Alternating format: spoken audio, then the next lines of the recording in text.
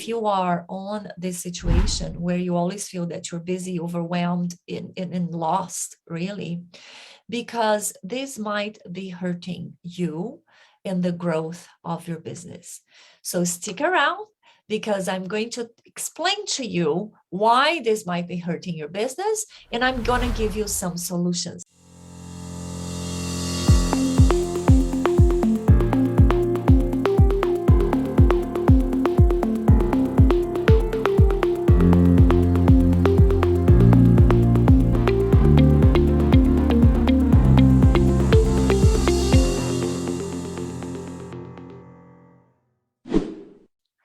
Hello, my friend. I am really super glad to be here in this group, amazing women entrepreneurs. And I want to bring something that might be a little bit controversial, but stay with me, okay? I'm going to bring you some really good solutions for what I see is a pervasive challenge around entrepreneurs. So my question to you is really, I want you to ponder this. Do you feel you are super busy? And have you been feeling really overwhelmed recently, or maybe for many years? Well, here's what happens.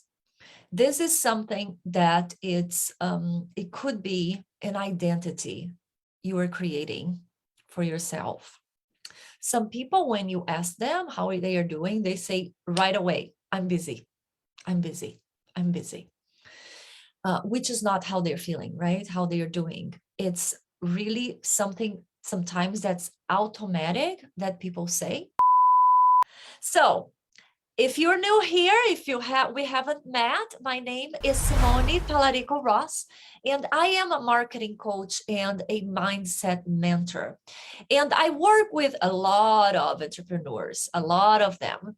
Throughout the years, I had a marketing agency and I'm a coach for some years now. And before we even start working and when I connect with people, the theme that I hear the most is I am busy, I am overwhelmed, and I don't feel I'm productive. And those things go really together, because what happens is this. A lot of people are creating an identity of being busy and overwhelmed. And it goes all back to your brain, right? That brings that to you, and it freezes you from doing things. Now, here's the kick. If the goal for you is to grow your business by the end of this year, if you really don't want to be on the same place you were at the end of last year, you're going to need to transform yourself. Yes, you're going to need strategies and tactics, totally true, but you need to become someone that you're not right now. Because if you were the person that would come to the goals that you are thinking about achieving by the end of the year, you would have already done them. You would have already achieved them. This is super important for you to understand that the person that's going to achieve those goals is not the person that you are now. So you need to work on yourself, my friend. There's no way around it. And I say this lovingly because I really wanted to understand this. The person that's going to achieve that goal is not the person you are now. Now, we know that, right? So for you to create that new reality, new results, you need to change, improve the way you are. Identity drives behavior. And what I want to say before even we go into anything is that it's not about faking being somebody else, but it's really becoming that person that will achieve that goal. Sounds like a twisted thing, but I'll get to you. And it's really intentionally upgrading yourself. Okay, now I want to talk about these two identities because I see that these are the ones that are holding people back. And at the end of the video, I'm going to give you 2 ways of starting to shift that. Obviously, it's not going to be like that. I wish it were. And replacing those identities with others that can really empower you and help you accomplish what you know you need to do in order to grow your business. So the first identity is I am busy. It seems like it's now almost like a badge of honor to say I'm busy, right? Or it's just like, I don't want to give so much explanation, so I just say I'm busy. But I caution, if you really glorify it, it might be some, limiting belief you have that you have to be super busy. If you don't say that, people will not value you or something. That's not the conversation we're going to have today, but I would like you to take a look at that. Why is this so harmful for your business? Because if you continually saying that, and you are, some of you are sharing this online, right? How overwhelmed and busy you feel like. It is hurting your brand because everything that you share, every content you share everywhere, it relates to your brand. You're building your brand, right? And it really hurts your brand because here's what I want you to think about. If you're a coach or a consultant, especially, and I want to work with you, but all I hear online, because I'm going to research about you before I work with you, right? But all I see online is you just saying how busy you are because this happened and this happened and this happened. I'm going to really reflect on, will she have really the time and the capacity to give attention to me? Right? I might go with somebody else that maybe is not as qualified as you, but because I feel more supported, because you know that people will do business with people that they trust, right? And saying you're not busy tells people a lot of things. One of the things is that you are not capable of organizing your life. If you're not capable of organizing your life, therefore, you're not going to have time to organize time for me. So obviously, these are assumptions that I'm doing this here, that people judge you, but people judge you, right? They do by what you're sharing. And I don't want you to say, oh, now I'm going to fake, I'm going to pretend I'm all organized. Not that, but make sure that if you are sharing that your life is hectic right now, that you also share that you are able to organize, other ways in your business to do your business, because if not, it's really going to hurt your brand. I hope this makes sense. And I wish I could go on and on, but I think this is just the start of a conversation that needs to be said, although very contradictory, I know, or just controversial, really, right? The second identity that I see really takes people off course is being overwhelmed.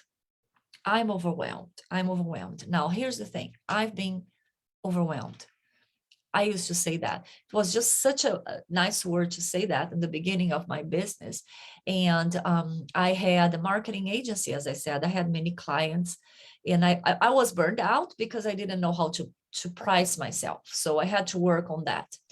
But the overwhelm, what happens with the overwhelm here is really that you don't have systems.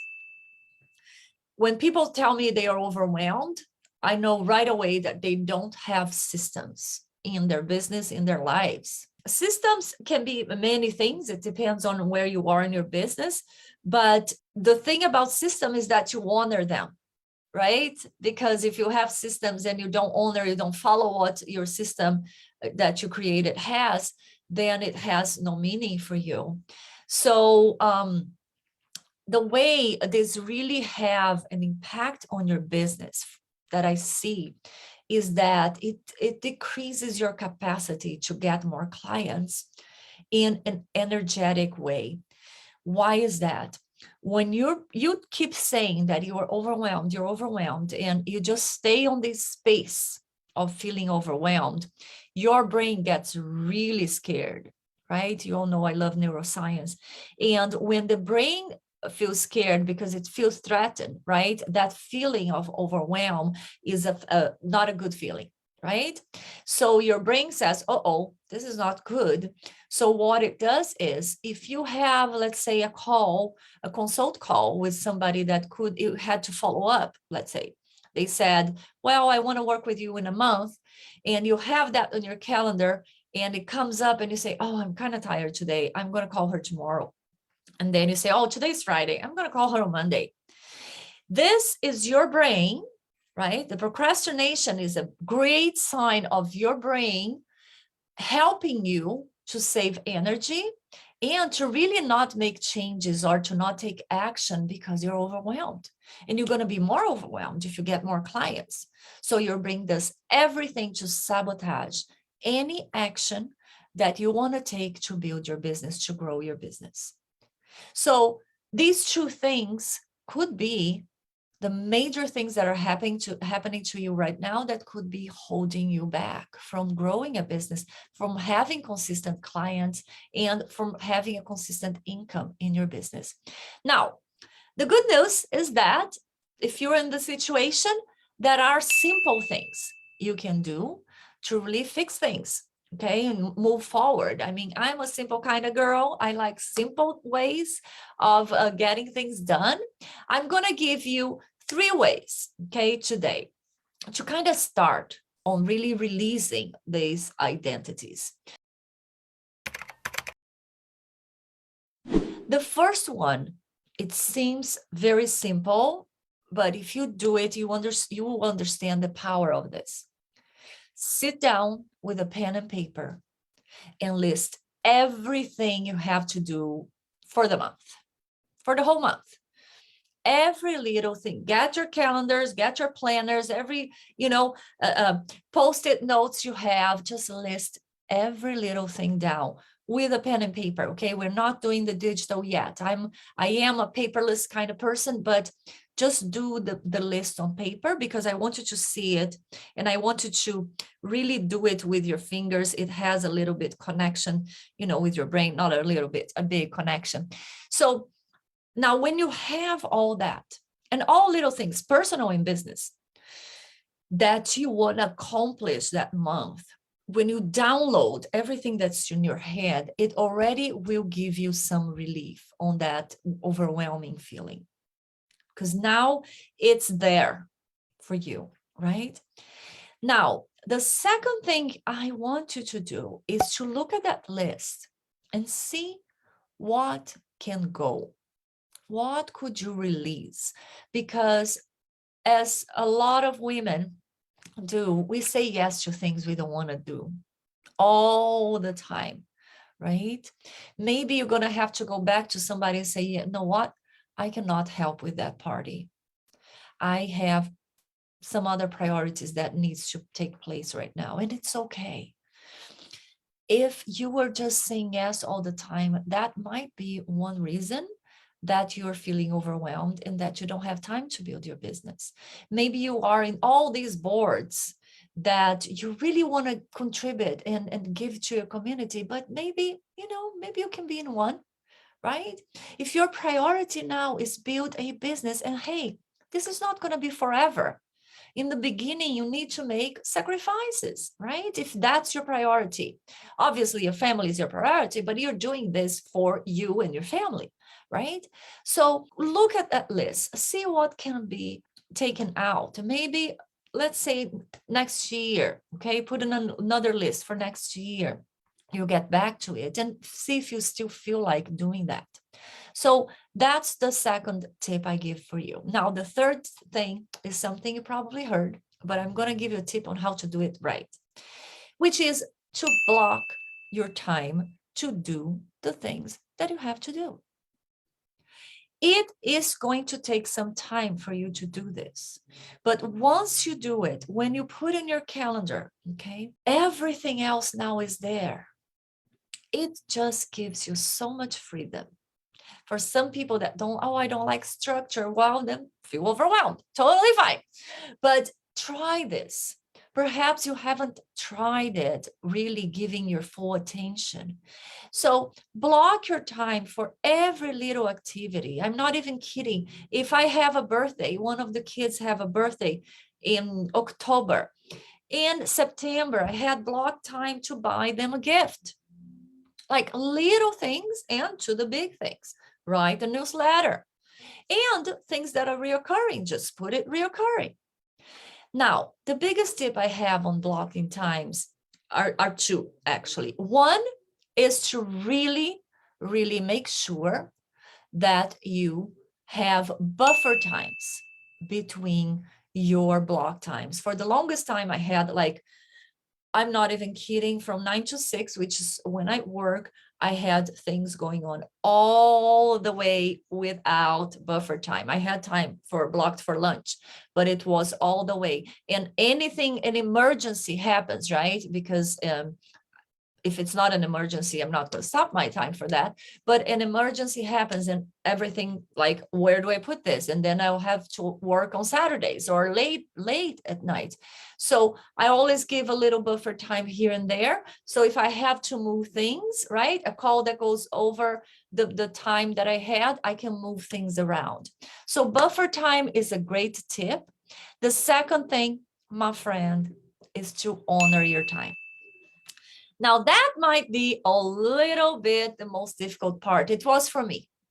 I had the most beautiful calendar planned with everything I was going to do, but I was not honoring. Now, this can take some time, but try to make it a habit of looking at your calendar in the morning. If you look at your calendar in the morning, your brain is going to get that information, and it's going to make it simpler and simpler for you to follow it. Consistency is key in any business, with anything you're doing, right? With your marketing, with your personal development, with anything. And sometimes you need help. Now, because it's hard. It's hard to do this alone. I have to be honest with you. It took me 2 years when I started my business way back to really get on the discipline of honoring those block times. I might be able to help. One way you can check my work is coming to my free 7-day training called the Online Visibility Roadmap. I run it every 8 weeks.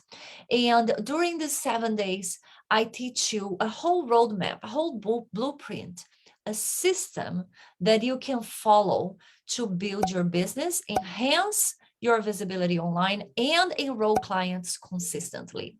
I'm going to drop the link here for you to register. And I hope you're going to be there. Okay, make sure to click on the link so we can connect in any way, shape, or form. I hope this was helpful. I'll see you soon. Bye now.